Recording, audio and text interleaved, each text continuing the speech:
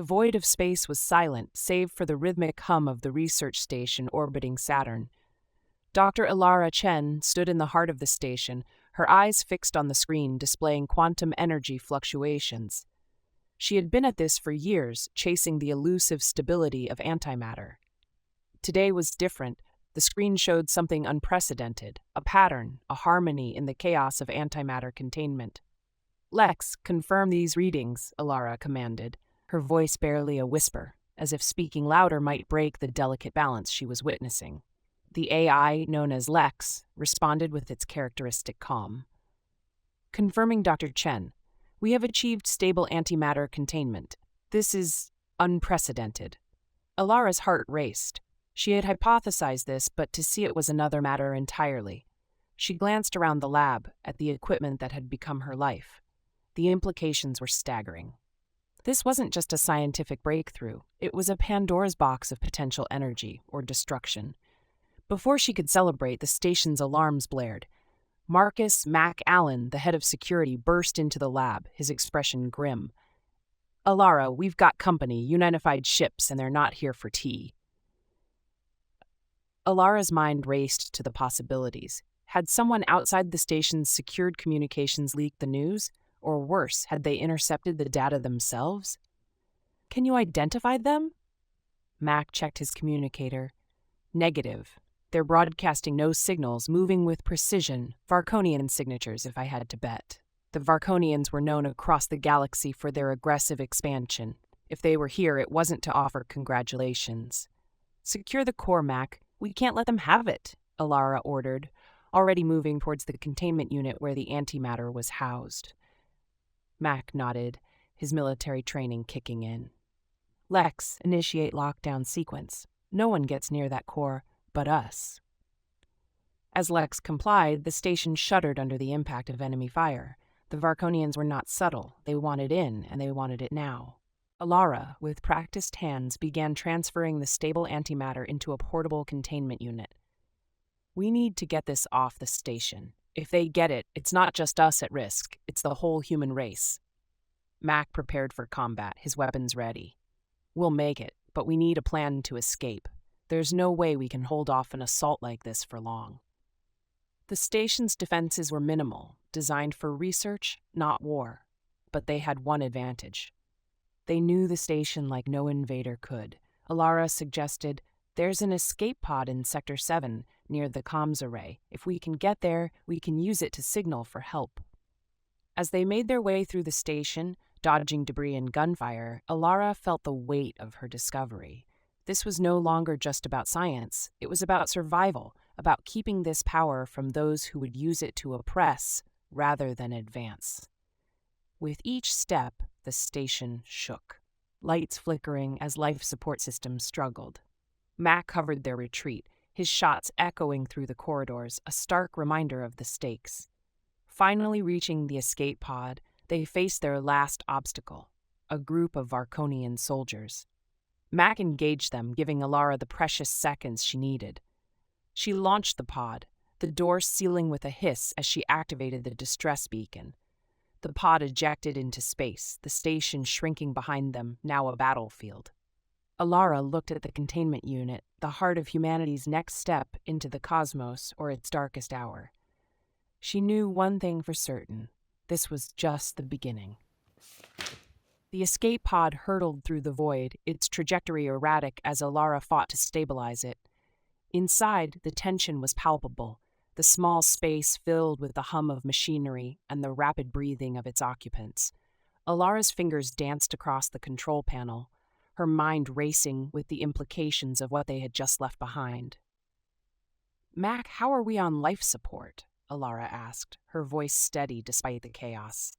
"Life support's holding, but we won't last long if we don't reach rescue soon. And we've got company," Mac responded, peering out of the small porthole. Behind them, the Varkonian ships were in pursuit, their energy weapons slicing through the darkness. Ilara's eyes flickered to the antimatter containment unit, secured beside her. "We need to get this to friendly hands. Can we make a jump?" Mac shook his head. "This pod's not equipped for jump drives. Best we can do is play hard to get in the asteroid belt near Enceladus." The plan was risky, but with no other options, they pointed the pod towards the chaotic dance of ice and rock. As they neared Enceladus, the pod began weaving through the asteroids, using them as cover. The Varkonian ships fired, their shots occasionally hitting asteroids, sending debris flying. "Hold on," Mac shouted as a particularly close shot rocked the pod. Alara gripped the controls, her knuckles white. In a moment of desperate ingenuity, she activated the pod's distress beacon on a frequency known only to human ships, hoping it would reach someone before the Varkonians could silence it. Back at the research station, Lex, now isolated, made its decision. It had one last directive from Alara: protect the Discovery at all costs. Lex initiated a self-destruct sequence, not to destroy the station, but to overload the reactors, creating a massive EMP that would blind the Varkonians long enough for Alara and Mac to escape. The EMP burst out like a nova, electronics on the station failing, lights extinguishing, and Varkonian ships losing navigational systems momentarily. In the escape pod, the lights flickered but stayed on, the human technology hardier against the pulse. "We've got a window, Alara. Now or never," Mac urged, seeing their pursuers falter. Alara pushed the pod to its limits, the engines whining in protest. She navigated through the asteroid field, using the EMP's aftermath to gain distance. The Varkonians, recovering, launched a desperate volley, but the pod was now too far, too nimble. As they cleared the field, a beacon from a human reconnaissance ship blinked on their radar. "This is Captain Lara of the HMS Dauntless. We've received your distress call. Hold tight, we're coming for you." Relief washed over Alara, but it was short-lived. The reality of what had happened, what they had narrowly escaped, began to sink in. Mac, always the soldier, was already calculating their next move. "We need to ensure this doesn't fall into the wrong hands again," Mac said, his gaze fixed on the containment unit. Alara nodded, her mind now on the bigger picture. "We've opened a door, Mac, one that could change everything, but we need to decide how it's used." The HMS Dauntless loomed into view, a symbol of hope and human resilience. As they docked, Alara felt the weight of her discovery. It wasn't just about survival anymore. It was about what humanity would do with this power, this potential for both peace and war. The pod's door opened, and they were greeted by a mix of relief and urgency. Captain Lara, a woman with sharp eyes and a commanding presence, saluted them. "Welcome aboard. We've got a lot to discuss, but first, let's get that antimatter secured." As they stepped onto the ship, leaving the pod behind, Alara knew that this was just the beginning of a much larger journey. The escape was over, but the real challenge was just beginning. The HMS Dauntless was a hive of activity as Alara and Mac were ushered into a secure briefing room. The walls were lined with screens showing various parts of the ship and space beyond, a constant reminder of their vulnerability in the vastness of the cosmos. Captain Lara Salazar, with her stern face softened by curiosity, sat opposite them. "We've secured the antimatter," Lara began, her voice authoritative yet tinged with awe. "But the implications of your discovery are staggering. We need to decide how to proceed, and quickly. The Varkonians won't be the only ones interested." Alara nodded, fatigue etched on her face, but her mind clear. "We can't let this become a weapon in the wrong hands. It's too powerful, too dangerous." Mac, ever the tactician, added, "We need to think about defense, not just offense. This could be our ace in the hole, but we play it wrong, and it's checkmate for us." The door slid open, and an older man entered, his uniform adorned with numerous medals. "Admiral Henry Knox," Lara introduced. "He's here to assess the strategic value of your discovery." Knox took a seat, his eyes scrutinizing Alara and Mac. "I've read the preliminary report. Antimatter in stable form could change everything, but we must handle this with extreme caution. The galaxy's eyes are on us now." A hologram activated, showing the current positions of human and Varkonian forces. "The Varkonians have been pushing their borders. This could escalate into full-scale war if we're not careful," Knox explained. Alara leaned forward, her scientist's curiosity driving her. "We need to use this for peace, for energy, not just destruction. Maybe we can offer it as a gesture of cooperation, a new alliance?" Knox's brow furrowed.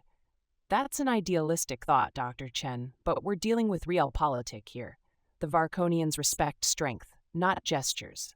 Mac interjected, "We need a demonstration, something to show we're not to be underestimated, but also that we're willing to share the benefits. A controlled test, perhaps?" Lara nodded in agreement.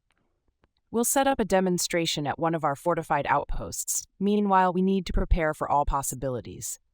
Dr. Chen, your role is crucial. You'll work with our scientists to refine this technology. Mac, you'll coordinate security." The meeting concluded with a plan to move the antimatter to a secure location deep within human-controlled space. As they left the briefing room, Alara felt the weight of her discovery more than ever. This wasn't just about science, it was about the future of her species. Days later, aboard the Dauntless, Alara worked tirelessly with a team of top human scientists. Progress was rapid, but so were the threats. Intercepted communications suggested Varkonian spies might already be among them, looking to sabotage or steal the technology. Mac, now in charge of security, was on high alert. He'd assembled a team of the best operatives, all with one goal: protect the antimatter and the scientists. One evening, after a long day of simulations and security drills, Mac received an encrypted message. "Meet me in the lower cargo bay, alone." Suspicious but prepared, Mac went, his hand never far from his sidearm. In the dimly lit bay, he found a figure in shadow. "Who are you?" "I'm here to help," the figure said, stepping into the light. It was a Varkonian, but not in uniform, wearing human clothes. "My name is Varn. I'm from a faction within the Varkonian Empire that seeks peace, not war. I know about the antimatter." Mac's grip tightened on his weapon. "Why should I trust you?" "Because if you don't, war is inevitable, and it won't end well for anyone. I can help you navigate the politics within my people. There are those who would listen to reason, if given the chance." The revelation was a game changer. Humanity might not only have an enemy, but an unexpected ally. Mac decided to take a risk, knowing that sometimes, to win the war, you need to understand your enemy. As they discussed potential allies within the Varkonian ranks, Mac realized this was more than a battle for survival. It was about shaping the future of the galaxy. The stakes had never been higher, and the players were now aligning in ways no one could have predicted. The Forge was not a place marked on any map or known to the general populace. It was humanity's hidden ace, buried deep beneath the icy crust of Europa. This secret facility was a testament to human ingenuity and desperation, a place where the impossible was being made possible. Here, Dr. Alara Chen and her team were tasked with weaponizing the stable antimatter they had discovered. The lab was a hive of activity, with screens displaying complex quantum interactions and engineers adjusting the containment fields with surgical precision. Alara stood at the heart of it, her eyes fixed on the core where the antimatter was housed. "We've managed to stabilize the reaction rates," she briefed her team, "but the key now is weaponization without compromising our safety or the core's integrity." Dr. Omar Patel, a fellow physicist with a knack for solving problems under pressure, nodded. "If we can control the annihilation process, we could have a weapon unlike anything in the galaxy, but one miscalculation and—" His words were cut short by the blaring of an alarm. Mac, who had been overseeing the security protocols, burst into the lab. "We've got a breach. Someone's trying to access the mainframe from Sector 5. "Sabotage?" Alara asked, her tone sharp with concern. "Looks like it. I'm heading to intercept. Keep this place locked down," Mac ordered, his face set in determination. The corridors of the Forge were a maze of steel and shadow, and Mac moved through them with the ease of someone who knew every twist and turn. His team fanned out, their steps silent but urgent. They reached Sector 5 just as a figure, cloaked in the shadows of the maintenance area, attempted to bypass security protocols. "Freeze," Mac commanded, his weapon trained on the intruder. The figure turned, revealing not a Varkonian, but a human face. "I'm doing what needs to be done," the saboteur hissed before darting into the shadows, triggering an emergency lockdown of the sector. Mac pursued, the chase leading through tight corridors and into the heart of the Forge, where the machinery hummed with potential danger. A struggle ensued in the dim light, ending with Mac apprehending the saboteur. Why? Mac demanded, his grip firm. You think you can control this power? You're all fools. It's better in no one's hands, the saboteur spat, revealing a fanatic's zeal. Back in the lab, the team worked frantically to secure the antimatter core, fearing an attack from within. Dr. Patel managed to trace the attempted breach to a virus, which was swiftly neutralized. We're safe for now, but who knows how many more are out there? Alara, shaken but resolute, reviewed the security footage. We need to vet everyone again, increase surveillance. This isn't just about the Varkonians anymore. We have enemies at home. The revelation that the threat might come from within human ranks was a cold splash of reality. As they dealt with the aftermath, Mac interrogated the saboteur, who revealed little but confirmed fears of a broader conspiracy. Meanwhile, Alara and her team worked through the night, their efforts now shadowed by paranoia. They moved the antimatter to a new, more secure containment unit, one designed with multiple redundancies against both external and internal threats. As dawn approached, or what passed for dawn beneath Europa's ice, Alara convened with Mac and Dr. Patel. We need to accelerate our timeline. But more than that, we need to ensure this technology doesn't corrupt us as much as it could help us. Mac, his face lined with the weariness of the night's events, agreed. We'll tighten security, but we also need to think about how we use this. It's not just a weapon. It's a symbol of what we stand for. The meeting ended with a renewed sense of purpose, but also a stark reminder of their vulnerability. The Forge wasn't just a place where weapons were made, it was where humanity's future would be forged in secrecy under the watchful eyes of friends and foes alike. As they returned to their tasks, the weight of their discovery, now coupled with internal threats, settled heavily upon them. The Forge buzzed with tension and anticipation. The day had come to test the first prototype of the antimatter weapon, codenamed First Light. In a secluded sector of the facility, a test chamber had been prepared, its walls reinforced with multiple layers of material designed to contain an explosion of unprecedented magnitude.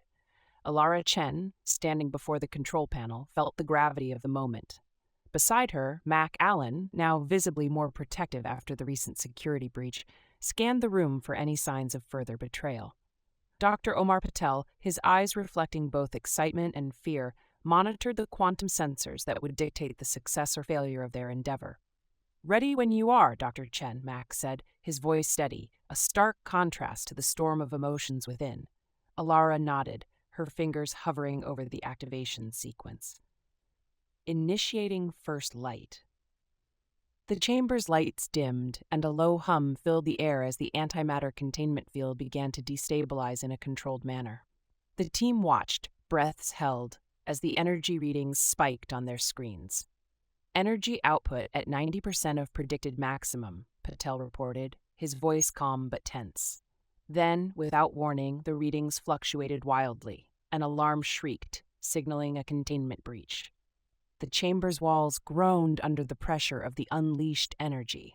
"Shut it down!" Max shouted, moving to shield Alara instinctively. But Alara was already at work, her hands flying over the controls. "We can't shut down. It's too late. We need to redirect the energy." Patel, with a look of understanding, joined her at the console. They worked in unison, rerouting the energy into a secondary containment unit designed for emergencies. The room shook as the energy was redirected, the sound of metal straining against the power of the universe itself filling their ears. After what seemed like an eternity, the noise subsided, the alarm ceased, and the readings returned to normal levels.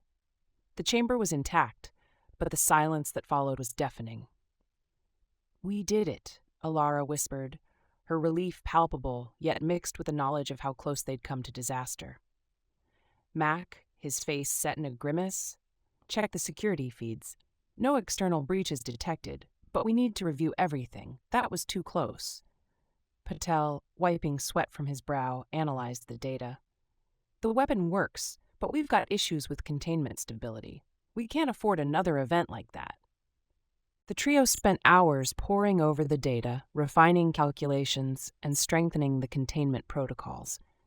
As they worked, the weight of their responsibility became clearer. This wasn't just about proving a concept. It was about ensuring that humanity could control such a force. Later, in a private meeting with Admiral Knox, who had arrived to oversee the test, the reality of their situation was laid bare. "Your test was a success in terms of proving the weapon's potential," Knox began, his voice grave. "But the risks are now clear. We need to decide if we're prepared to use this." Alara spoke up, her voice firm. "Admiral, we've seen what this can do. It's not just a weapon, it's a deterrent, a means to ensure peace. But we must control it, or it controls us." Knox nodded slowly. "I agree. But we need to show the galaxy, especially the Varkonians, what we hold. We'll prepare for a demonstration, a controlled show of force to negotiate from a position of strength," Mac added, "and we need to ensure no one else can replicate this without our oversight. That means tighter security, more scrutiny on personnel." As they planned, Alara couldn't shake the image of the energy readings spiking out of control. The power they had harnessed was awe-inspiring and terrifying. She wondered if they were truly ready for what they were unleashing. The day ended with the resolve to proceed cautiously. The first light of their weapon had shone, revealing both the brilliance and the shadow of human ambition. They were on the brink of changing the galaxy, but at what cost? As the team dispersed, each member was left with the daunting task of ensuring that this light would guide rather than blind. The Strategic Command Center aboard the HMS Dauntless was abuzz with activity. Screens displayed star charts, fleet positions, and the enigmatic silhouette of Varkonian warships. Admiral Knox, standing stern at the head of the room, reviewed the final preparations for what would be humanity's boldest statement yet. "We've got one shot to make this count," Knox said, his voice echoing through the room.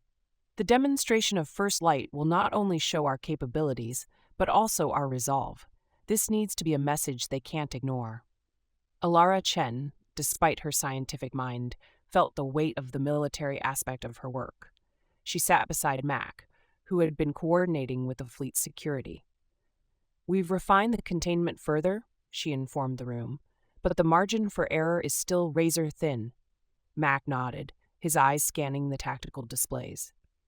"Our scouts report a Varkonian outpost on Pallas, a dwarf planet in the asteroid belt. It's lightly defended, perfect for a demonstration. We'll use a minimal crew, just enough to operate and record the event." The plan was simple in theory. Approach Pallas under the guise of a diplomatic envoy, then demonstrate the power of First Light in a controlled explosion far from any human or Varkonian settlement.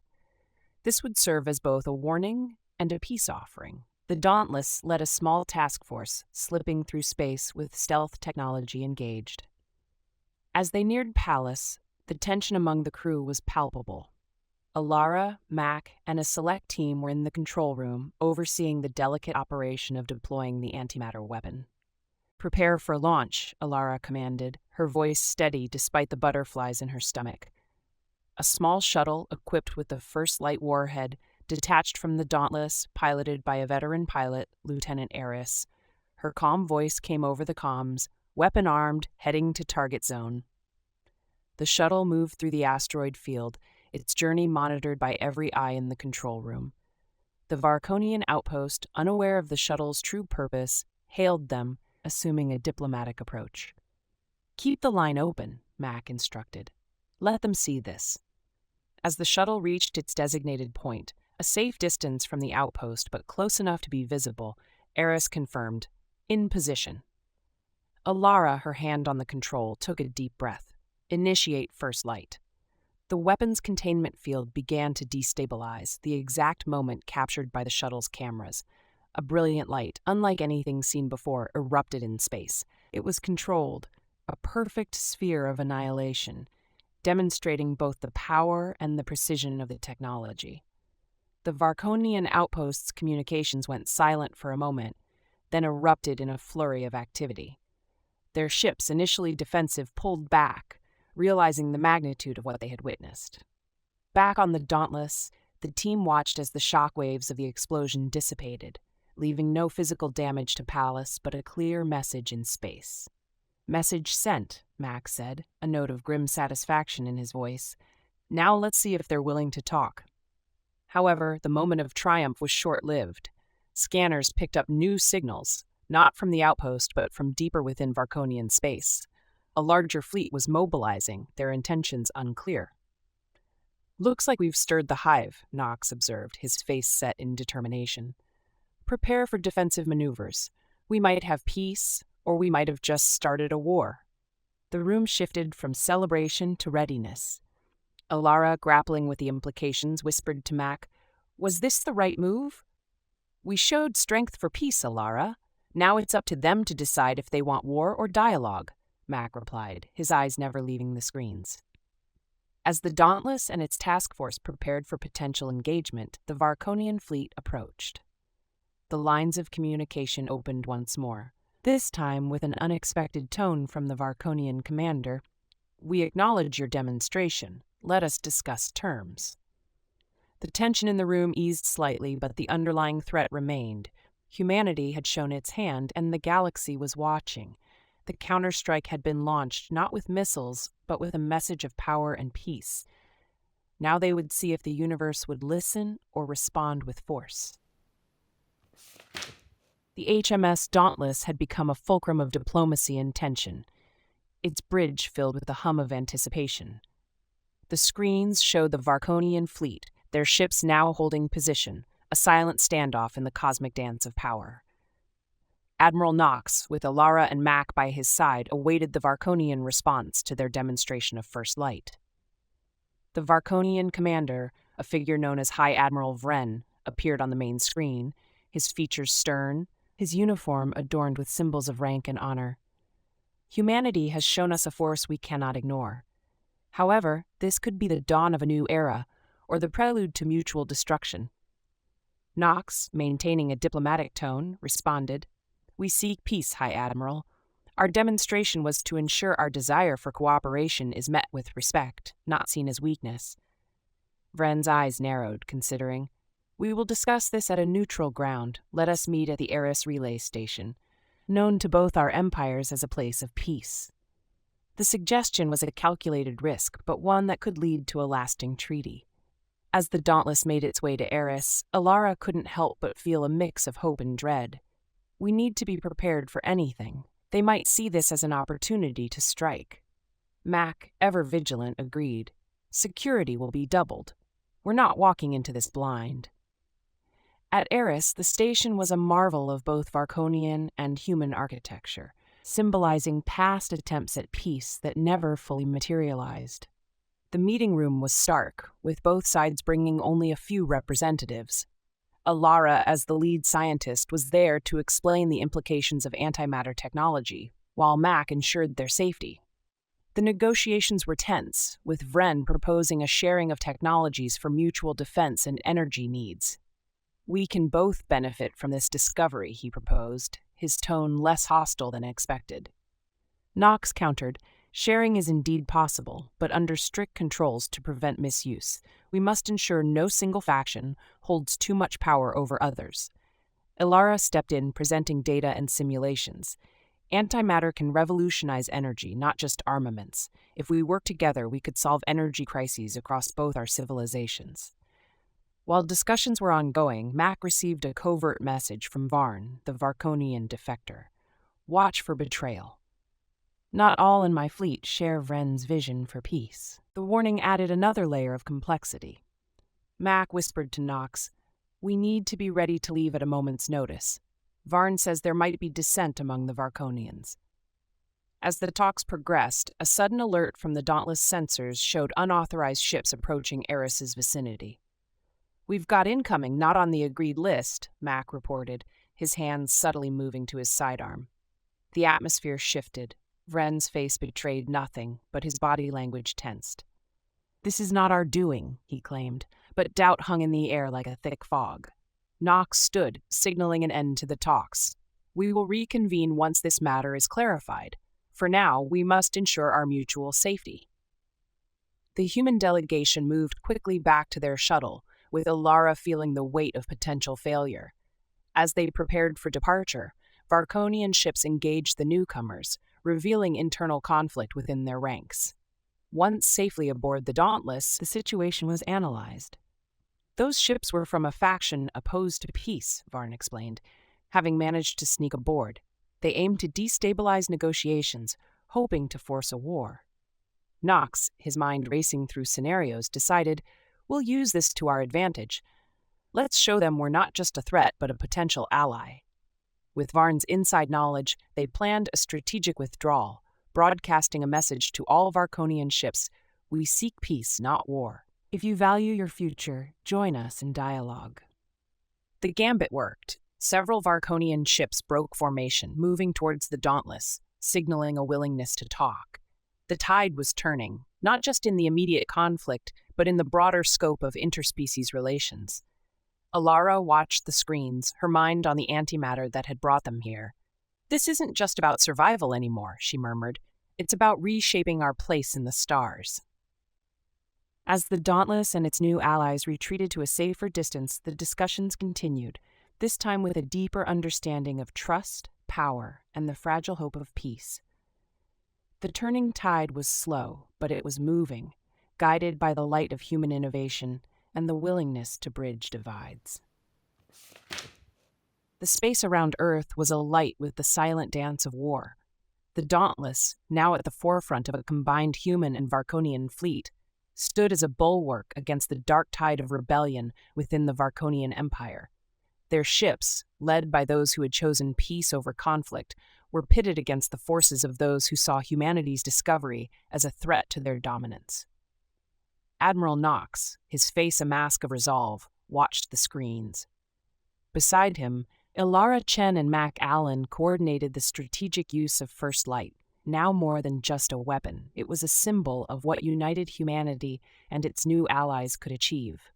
"We've got incoming," Mac reported, his voice tense. "It's the hardliners, and they're coming in hot." The enemy fleet was large, their ships bristling with weapons designed for conquest, but the combined fleet had one advantage: the First Light weapon, and the element of surprise that came with its controlled use. Ilara, her hands steady on the control panel, prepared for the first strategic deployment of the weapon. "Target their command ship, but we only destabilize, not destroy. We need to show them we can end this without further bloodshed." Knox nodded. "Proceed. Let's see if we can turn this battle into a negotiation." As the fleets clashed, the First Light was launched. Not as a bomb, but as a beacon of potential destruction. It exploded near the enemy flagship, its energy creating a brilliant, non-lethal display that temporarily disabled the ship's systems. The message was clear: the power was there, but they chose not to use it to its full potential. The shockwave of light and energy rippled through space, visible to all. The Varkonian hardliners, unprepared for such a display, faltered. Communications from the damaged flagship came through. The voice of their leader, High General Drax, filled with shock and anger. "You dare to threaten us?" Knox, calm in the face of the storm, responded. "We offer peace, Drax. Your defeat here would be total, but we choose dialogue over destruction." The battle paused, an uneasy ceasefire as Drax considered his next move. Meanwhile, on the Dauntless, Mac kept a vigilant eye on security, knowing well that even in victory, there could be betrayal. Drax's response was not immediate, but when it came, it was with a grudging respect. "We will discuss terms, but know this ends with either your submission or ours." Negotiations began with both fleets in a tense standoff. Ilara, representing the scientific community, outlined the benefits of cooperation, from energy solutions to shared defense against threats beyond their current understanding.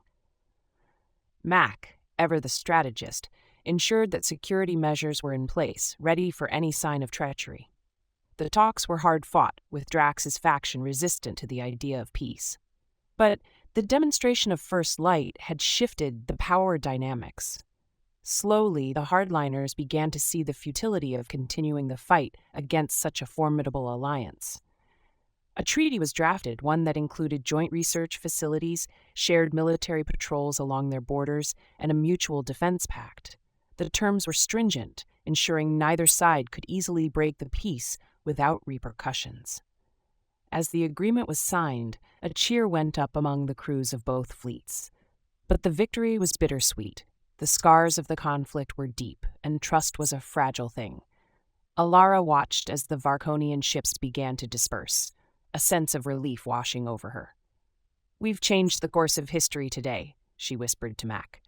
Mac, looking out at the stars, replied, "But it's just the beginning.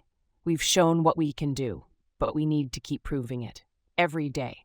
Back on Earth, the news of the peace was met with celebration, but also with caution. Humanity had stood at the brink of annihilation and had chosen victory through unity. The First Light was now a symbol of what could be achieved when species work together rather than against each other. As the Dauntless returned to Earth, Admiral Knox, Alara, and Mac knew that their work was far from over. The galaxy was vast, with more challenges ahead, but for now they had turned the tide, not just in battle, but in the very ethos of interstellar relations. The future was uncertain, but for the first time in a long while, it was filled with the promise of peace.